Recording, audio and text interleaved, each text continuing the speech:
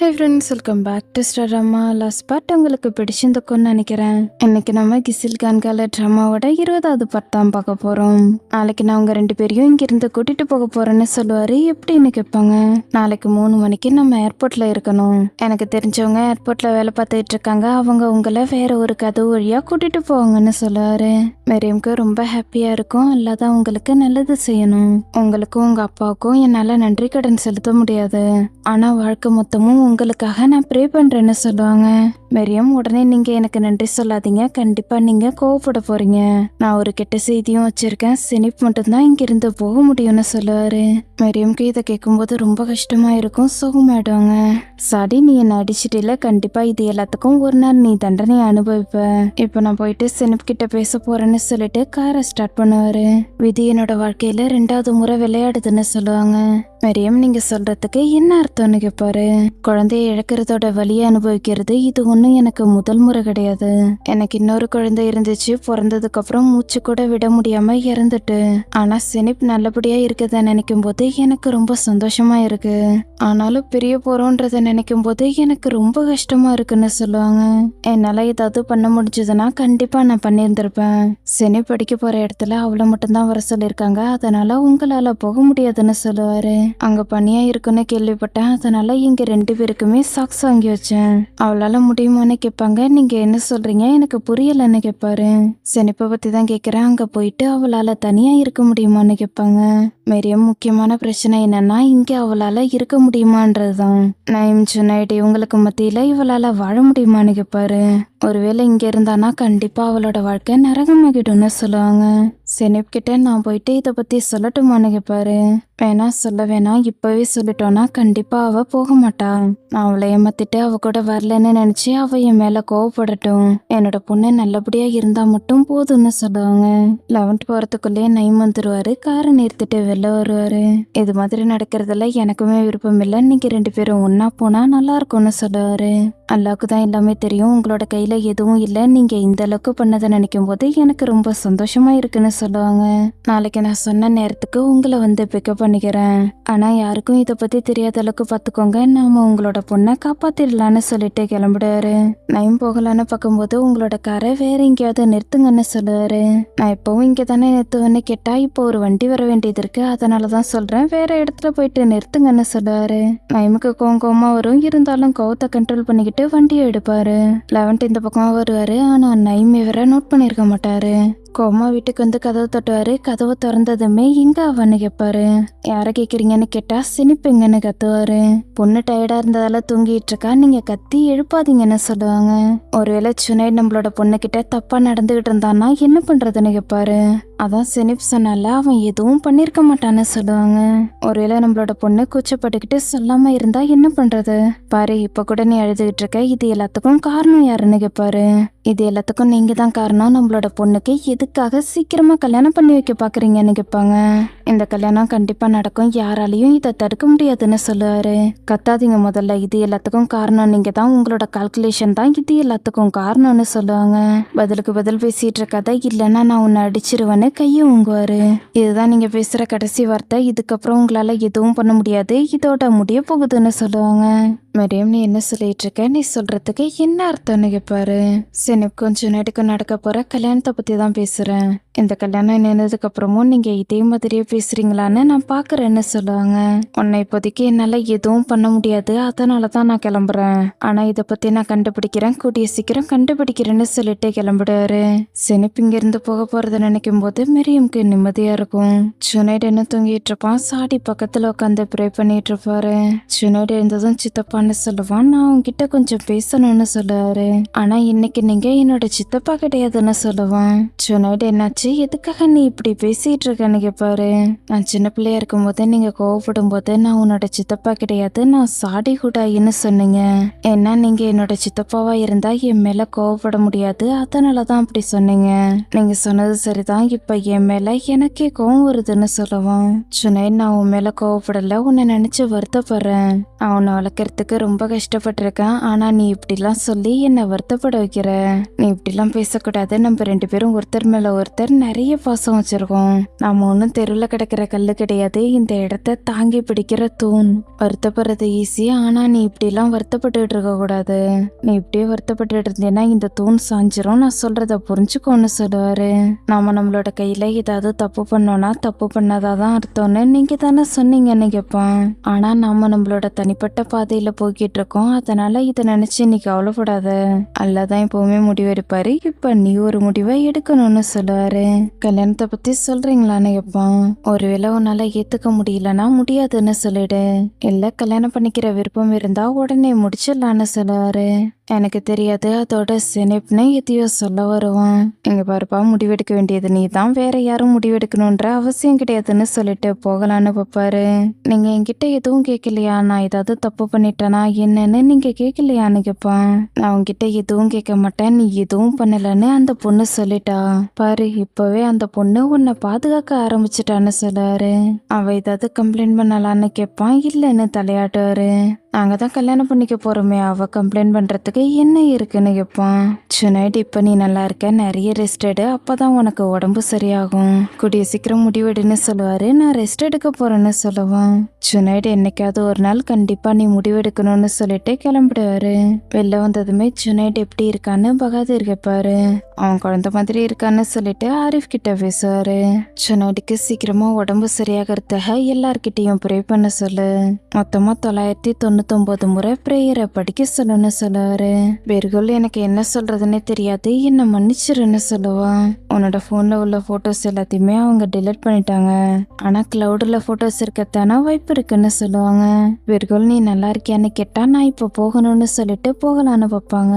பெர்குல், நீ என் மேல கோவமா இருக்கன்னு எனக்கு தெரியும், ஆனா என்ன மன்னிச்சிருன்னு சொல்லுவான். நான் தான் ஆரம்பத்திலே உன்னை வான் பண்ணல, ஆக்சுவலி நான் உன்னை நம்பியிருக்கவே கூடாது, சோ எல்லாத்துக்கும் நான் தான் காரணம்னு சொல்லிட்டு போகலான்னு பார்ப்பாங்க.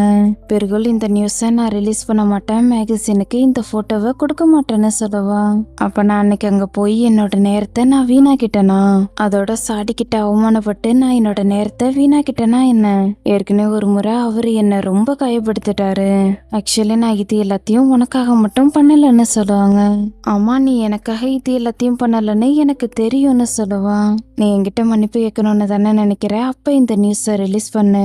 ஒருவேளை அப்ப நான் உன்னோட மன்னிப்பை ஏத்துக்கிறதுக்கான வாய்ப்பு இருக்கு. இந்த போன்ல ஏதாவது இருக்கணும்னு ப்ரே பண்ணிக்கோ, இல்லைன்னா நம்ம பண்ணது எல்லாமே வேஸ்ட் ஆகிடும்னு சொல்லுவாங்க. செனிப்பும் மெரியமும் இங்கிருந்து போனதுக்கு அப்புறம் நம்ம நியூஸை ரிலீஸ் பண்ணலான்னு ஏற்கனவே பேசியிருந்தோம்லன்னு சொல்லுவான். ஹேண்டி, நான் உன்னை நம்புறேன், ஆனா செனிப்பும் மெரியமும் எப்போ போவாங்க? இதுல எந்த ஒரு அர்த்தமும் இருக்கிற மாதிரி எனக்கு தெரியல, நான் சொல்றத புரிஞ்சுக்கோ. நியூஸை ரிலீஸ் பண்ணி இதுல எந்த ஒரு சாட்சியும் இல்லை, அதனால எந்த ஒரு பிரச்சனையும் இல்லைன்னு சொல்லுவாங்க. இங்க பாரு, இது ரொம்ப பெரிய நியூஸ், மெரியமும் செனிப்பும் இங்கிருந்து போகட்டும். இவங்க 2 பேரும் போனதுக்கு அப்புறம் இனிமே எந்த ஒரு மெரியமும் செனிப்பும் இருக்க மாட்டாங்கன்னு சொல்லுவா. அப்ப விதிதான் நம்ம எல்லாரையும் சேர்த்துருக்குன்னு நான் நினைக்கிறேன்னு சொல்லுவாங்க. நம்ம எல்லாரோட வாழ்க்கையும் சேர்த்து வச்சது வெஸ்டி தான். ஆரம்பத்தை பத்தி எனக்கு தெரியாது, ஆனா முடிவை எழுத வேண்டியது நம்மளோட கையில தான் இருக்குன்னு சொல்லுவா. சரின்னு சொல்லிட்டு ஹேண்டியை ஹக் பண்ணிட்டு அழ ஆரம்பிச்சிருவான். வெளில வந்ததுமே வெஸ்டியை பார்த்து ஷாக் ஆயிடுவான். ஆரம்பத்துலலாம் நீ சுகமா இருந்தேன்னா நீ எதை நினைச்சு கவலைப்படுறன்னு நான் ஈஸியா கண்டுபிடிச்சிருவேன். ஆனா இப்ப நீ நிறைய விஷயத்த நினைச்சு கவலைப்படுற, அதனால என்னால கண்டுபிடிக்க முடியலன்னு சொல்லுவான். என்னோட வாழ்க்கையில நான் நிறைய விஷயத்த நினைச்சு பயந்துருக்கேன், ஆனா எதுவும் என்னை வருத்தப்பட வச்சதில்ல. அது பாட்டுக்கு வந்து அது பாட்டுக்கு போயிடும். எனக்கு பிடிச்சது மட்டும்தான் பண்ணுவேன். என்னோட பேருக்கு பின்னாடி அல்கெனி இருக்குன்னு சொல்லுவாரு. முதல்ல இதை பாரு, இதை பார்த்தீங்கன்னா நீ சந்தோஷப்படுறதான வாய்ப்பு இருக்குன்னு சொல்லுவான்.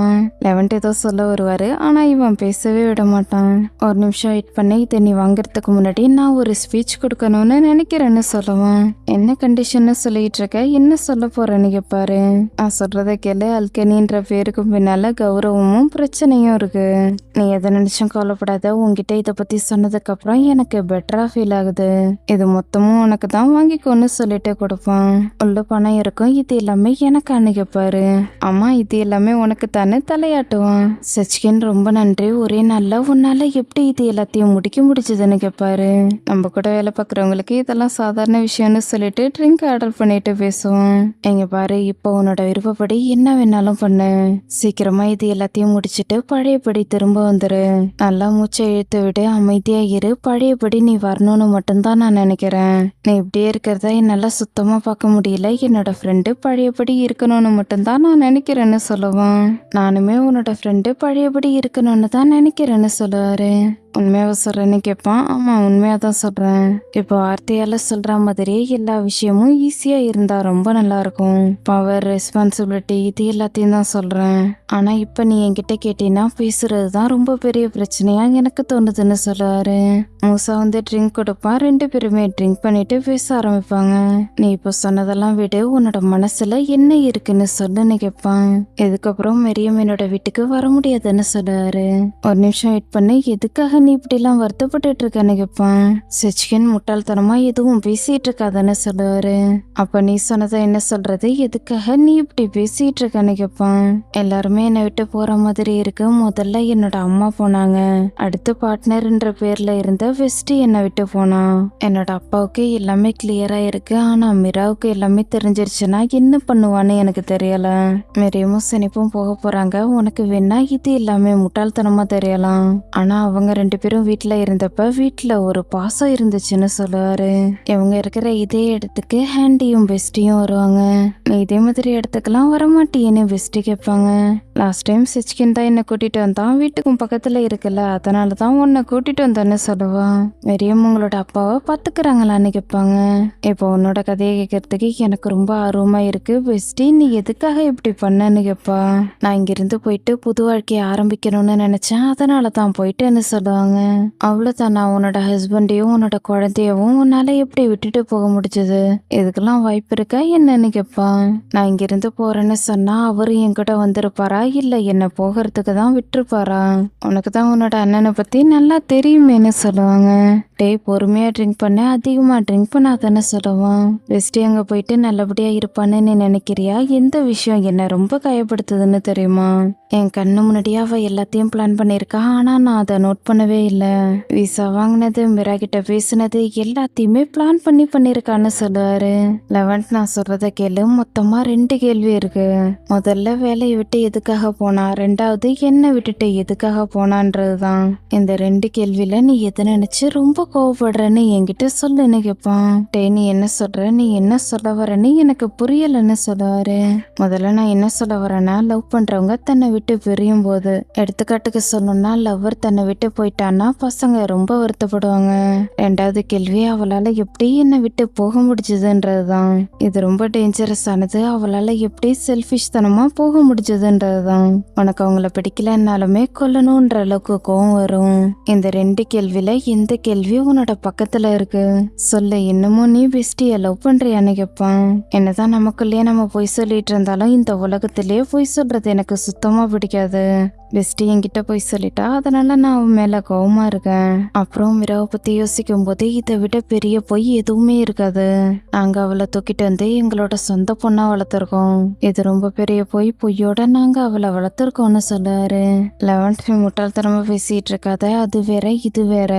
ஆக்சுவலி நீ அவளை தூக்கிட்டு வந்து நல்ல விஷயம் தான் பண்ணிருக்கன்னு சொல்லுவான். தன்னைத்தானே ஏமாத்துறதுக்கான காரணமா வேணா இது இருக்கலான்னு சொல்லுவாரு. நான் ரொம்ப பெரிய தப்பு பண்ணிட்டேன்னு இப்ப எனக்கு புரியுது, அதை சரி பண்றதுக்காக தான் நான் வந்திருக்கேன்னு சொல்லுவாங்க. பெஸ்டி, இங்க ஏதோ ஒண்ணு டிஃப்ரெண்டா இருக்கு, என்னால புரிஞ்சுக்கவே முடியல. அண்ணனும் இத பத்தி எதுவும் சொல்ல மாட்டேங்கிறான்னு சொல்லுவா. என்ன சொல்ற, உன்னோட அண்ணன் எதுவும் சொல்லலையான்னு கேட்பாங்க.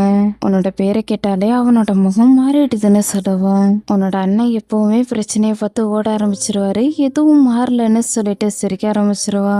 எனக்கு என்னமோ அப்படி தோணல, நிறைய விஷயம் மாறிடுச்சுன்னு சொல்லுவா. பெஸ்டியால இதெல்லாம் ஏத்துக்க முடியாது. மிரா எப்படி இருக்கான்னு கேப்பா. நீ பண்ண தப்பா சரி பண்றதுக்காக தானே வந்திருக்கன்னு சொன்னேன். உன்னோட விருப்பப்படி எங்க வேணாலும் வாழ்ந்துக்கோ, பார்க்கல உள்ள பெஞ்சில கூட வாழ்ந்துக்கோ. இந்த கேள்வியா அப்பா பொண்ணு 2 பேர்கிட்ட தான் நீ கேட்கணும்னு சொல்லுவா. அப்ப நான் எதை நினைச்சும் கவலைப்படலைன்னு நீ நினைக்கிறியான்னு கேட்பாங்க. நான் தான் வருத்தப்படுறேன், ஆனா என்னால எதுவும் பண்ண முடியாதுன்னு சொல்லவா. உன்னோட அண்ணன் தான் இது எல்லாத்துக்கும் காரணம், அவன் தான் வருத்தப்படணும். நீ ஜேர்னலிஸ்டா இருந்து எந்த ஒரு பிரயோஜனமும் இல்ல, கதையை நீ சரியாவே பார்க்க மாட்டேங்கிற.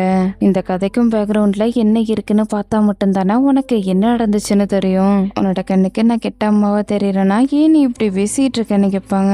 இங்க பாரு, எங்களுக்குன்னு தீம்பு இருக்கு, இது 2 பெரியவங்க சம்மந்தப்பட்டதுன்னு சொல்லவா. இங்க பாரு, நான் அம்மா ஆகணும்னு நினைச்சேன், இதுல என்ன தப்பு இருக்குன்னு கேட்பாங்க. பெஸ்டி, கல்யாணத்துக்கு முன்னாடியே நீ இதை பத்தி எல்லாம் யோசிச்சிருக்கணும். இப்ப நீ பேசுறதுல எந்த ஒரு அர்த்தமும் இல்ல.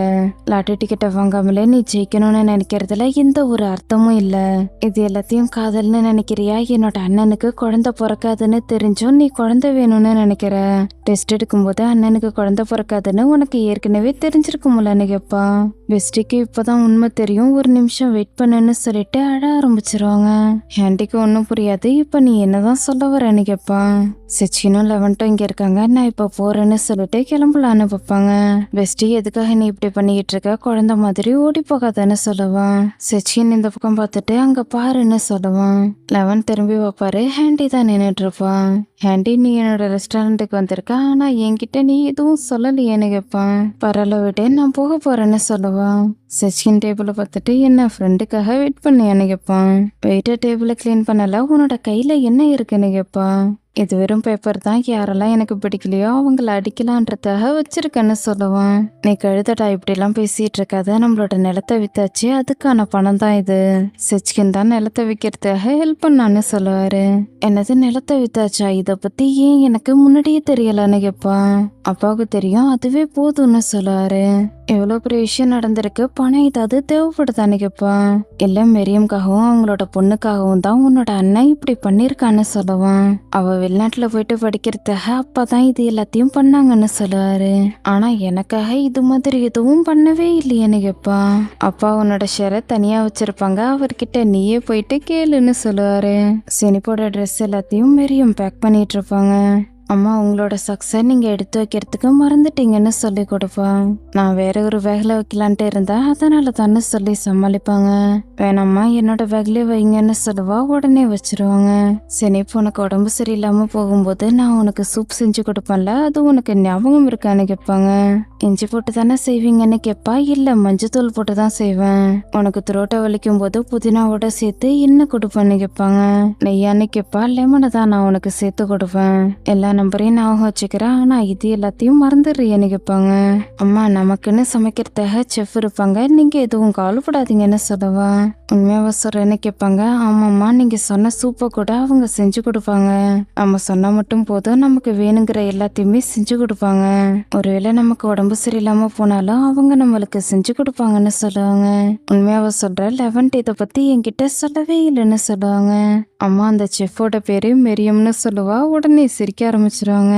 அம்மா, நீங்க என் கூட எப்பவும் இருப்பீங்கல்ல, அப்பா வருத்தப்படுவாரான்னு கேட்பா. உன்னோட அப்பா கண்டிப்பா ஒரு நாள் புரிஞ்சுக்குவாரு, அப்பா அவரு சந்தோஷப்படுவாரு. இந்த பொருளை என்னோட அம்மா என்கிட்ட கொடுத்தாங்க, இதுக்கும் ரிலிஜியனுக்கும் எந்த ஒரு சம்மந்தமும் இல்ல, இது தங்கம் மாதிரி வேல்யூபிளானதுன்னு சொல்லி கொடுப்பாங்க. அம்மா, அவங்களோட ஞாபகமா நீங்க தான் இதை வச்சிருக்கணும்னு சொல்லவா. இல்லடா, என்னோட மெமரியில எப்பவுமே நீ தான் இருப்பேன்னு சொல்லிட்டு ஹக் பண்ணிப்பாங்க. அம்மா கூட இங்கிருந்து போக போறோன்னு செனிப் ரொம்ப ஹாப்பியா இருப்பா. பொண்ணு தன்னை விட்டு போக போறாளேன்னு மெரியம் ரொம்ப வருத்தப்பட்டு இருப்பாங்க. நயம் நதிரோட வீட்டுக்கும் வெளில வந்து கதவு தட்டிட்டு இருப்பாரு. கதவு தட்டுற சத்தம் கேட்கவும் பையன் எழுந்து பயப்பட ஆரம்பிப்பான். நீ பயப்படாத, தூங்குன்னு சொல்லிட்டு வெளில வந்து யாருன்னு பார்ப்பாங்க. நயம் எந்த ஒரு விஷயம் இல்லையில, என்னாச்சுன்னு கேட்பாங்க. இவர் பாட்டுக்கு பதில் சொல்லாம நின்றுட்டு இருப்பாரு. வெளில பனியா இருக்கு, உள்ள வாங்க, என்னோட பையன் தூங்கிட்டு இருக்கான், வாங்க நம்ம கிச்சனுக்கு போகலான்னு கூட்டிட்டு போவாங்க. பையன் தூங்கிட்டு இருக்கத பார்த்துட்டு கிச்சனுக்கு வருவாரு. நான் காஃபி போட போறேன், நீங்க குடிக்கிறீங்களான்னு கேட்பா. இப்பவும் எந்த ஒரு பதிலும் சொல்லாம குடிக்கிறேன்னு தலையாட்டுவாரு. நயம், என்னால அவங்க உங்களை ஏதாவது சொன்னாங்களான்னு கேட்பா. நீ எதுக்காக அதெல்லாம் கேட்டுக்கிட்டு இருக்க? உன்னோட பையன் இப்ப பாரு அடி வாங்கிட்டு தான் வருவானா. அவனுக்கு அப்பா இல்ல, சரியான குடும்பம் இல்ல, அதுதான் இது எல்லாத்துக்கும் காரணம். இப்போ உன்னோட பையன் எப்படி அடி வாங்குறானோ அதே மாதிரி தான் நானும் அடி வாங்கியிருக்கேன். தினமும் நான் அல்லா கிட்ட ப்ரே பண்ணி எனக்கு பலத்தை கொடுங்கன்னு கேட்பேன். நான் பலசாலியா இருந்தேன்னா யாராலையும் என்னை காயப்படுத்த முடியாது. அப்புறம் ஒரு லெட்டர் வந்துச்சு, எங்களை இங்க வர சொன்னாங்க. இங்க உள்ள ஒரு குடும்பத்துல என்னோட பொண்ணு கேட்டாங்க. அல்லாவுக்கு நான் நன்றி சொன்னேன், என்னோட ப்ரேயருக்கு பதில் கிடைச்சிடுச்சுன்னு நினைச்சேன். இதுக்கப்புறம் யாராலையும் என்னை தொட தொட முடியாது, யாராலையும் என்னை அடிக்க முடியாதுன்னு நான் நினைச்சேன்னு சொல்லுவாரு. அமைதியா இருங்க, பையன் எழுந்துட போறான்னு சொல்லிட்டு போகலான்னு வைப்பாங்க. இவர் நதிரை விட மாட்டாரு, அவங்க எல்லாத்தையும் நாசமாக்கிடுவாங்கன்னு எனக்கு தோணுதுன்னு சொல்லுவாரு. சுனைட பத்தி சொல்றீங்களா? எல்லாரும் இதை பத்தி தான் பேசிட்டு இருந்தாங்கன்னு சொல்லுவா. ஒருவேளை அவன் மட்டும் என்னோட பொண்ணை தொட்டிருந்தானா கண்டிப்பா அவன் இப்பவே என்னோட பொண்ணை கல்யாணம் பண்ணிக்கணும். வேற எந்த ஒரு வழியும் இல்லை. இதுக்கப்புறம் யாராலையும் என்னை காயப்படுத்த முடியாது. அவங்க எல்லாரும் பயப்படுறாங்க, அதனால எதுவும் சொல்ல மாட்டேங்கிறாங்க. என்னோட பொண்ணு அவன் எதுவும் பண்ணலன்னு சொன்னா ஒருவேளை அவ தயங்கிக்கிட்டு சொல்லாம இருக்கத்தான வாய்ப்பு இருக்கு. கண்டிப்பா என்ன நடந்துச்சுன்னு நான் கண்டுபிடிக்காம விட மாட்டேன்னு சொல்லுவாரு.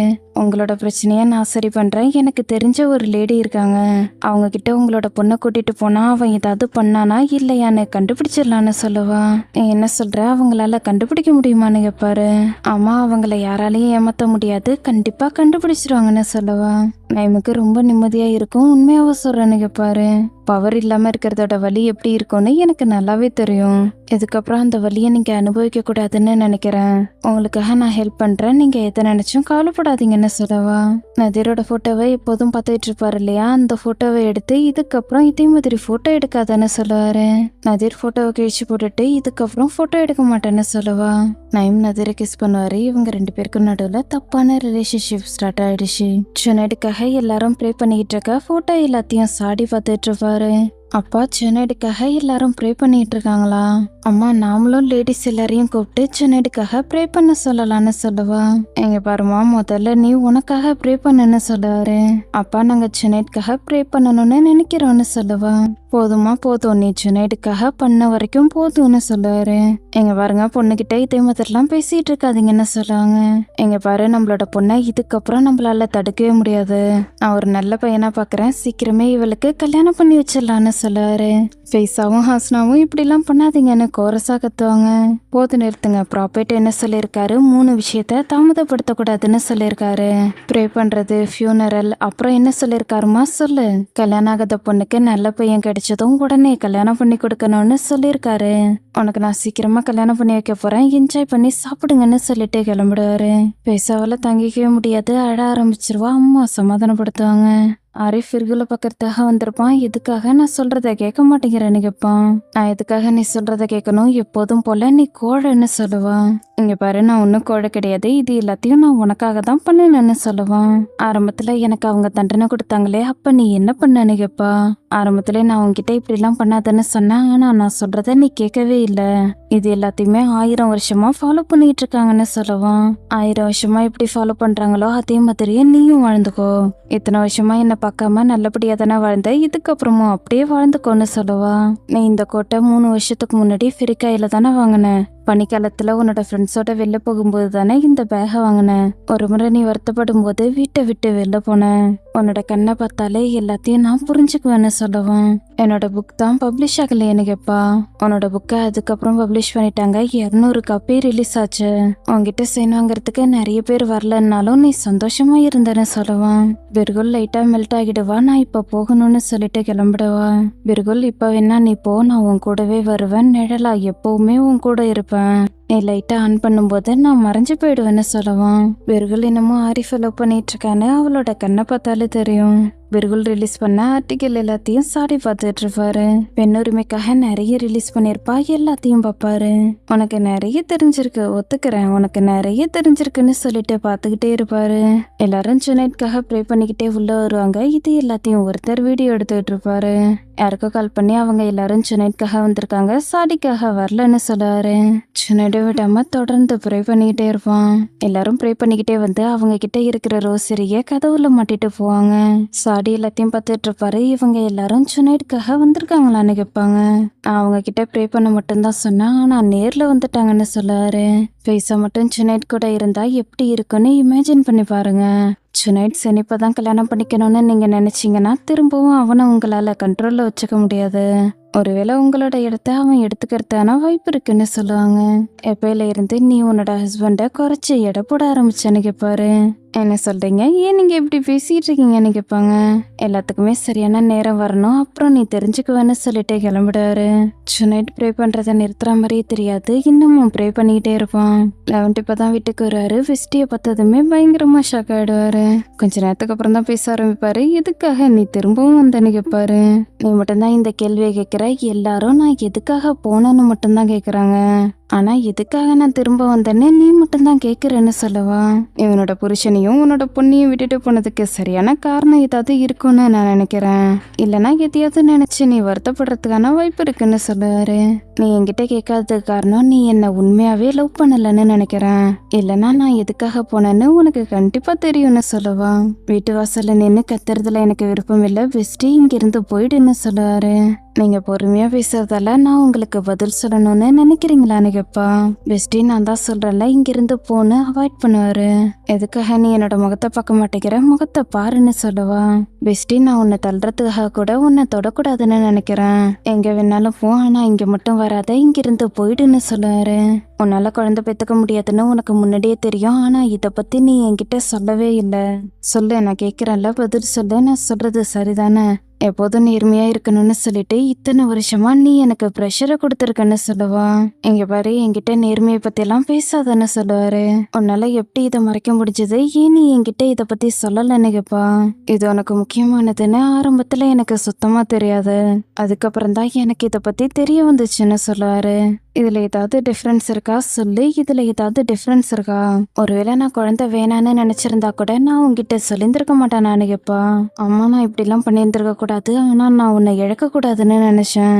இருந்தாலும் நான் உனக்கு சூஸ் பண்றதுக்கான உரிமையை கொடுத்தேன். ஒருவேளை குழந்தை பெற்றுக்கிறது தான் முக்கியமா இருந்தா என்னை விட்டு போன்னு நான் தான் உங்ககிட்ட சொன்னேன்னு சொல்லுவாரு. 11 நான் எங்க போவேன், உன்னை விட்டுட்டு நான் எங்க போவேன்னு கேப்பா. அதான் அழகா நீ என்னை விட்டு போயிட்டியே, ஏற்கனவே நீ என்னை விட்டு போயிட்ட, எல்லாத்துக்கும் நான் தான் காரணம்னு சொல்ற, அப்புறம் எதுக்காக குடும்பம் வேணும்னு ஆக்ட் பண்ணிட்டு இருக்கேன்னு கேட்பாரு. 11 நான் உன் கூட குடும்பத்தை உருவாக்கணும்னு நினைச்சேன், உன் கூட சேர்ந்து குழந்தை பெத்துக்கணும்னு நினைச்சேன்னு சொல்லுவா. பெஸ்டி குடும்பம்ன்றது அன்பும் நம்பிக்கையும் நிறைஞ்சது. சில நேரத்துல மன்னிக்கணும், விட்டு கொடுத்து போகணும், ஆனா குடும்பத்தை விட்டுட்டு ஒரே தடியா போயிடக்கூடாது. உன் இஷ்டத்துக்கு நீ நடந்துகிட்டு எல்லாத்தையும் பிளேம் பண்ணக்கூடாது. நான் சொல்றத கேளு, குடும்பம்ன்றது இப்படிப்பட்டது கிடையாதுன்னு சொல்லுவாரு. எவ்வளவுதான் ஓட நினைச்சாலும் திரும்பவும் குடும்பத்துக்கிட்ட தான் வந்து நிக்க முடியும். நான் திரும்ப வந்துட்டேன், என்னோட குடும்பத்தோடவும் உங்க கூடவும் நம்மளோட குழந்தை கூடவும் சேர்றதுக்காக வந்துட்டேன். 11 என்கிட்ட கேட்ட கேள்விக்கான பதில் இதுதான்னு சொல்லுவான். 11 உள்ள போயிட்டு கேட்டை க்ளோஸ் பண்ணிட்டு பேசுவாரு. புக் எழுது, உன்னால ரொம்ப அழகா எழுத முடியும், அங்க படிச்சு தெரிஞ்சுக்கிறோம், நீ சொல்றத கேட்கறதுக்கு எனக்கு விருப்பம் இல்லை. மிராவால தானே நீ இங்கிருந்து போன, மிரா நினைச்சா மட்டும்தான் உன்னால உள்ள வர முடியும்னு சொல்லிட்டு கிளம்பிடுவாரு. வெஸ்டியெல்லாம் தங்கிக்க முடியாது. 11 உள்ள வந்ததுக்கு அப்புறம் அழ ஆரம்பிச்சிருவாரு.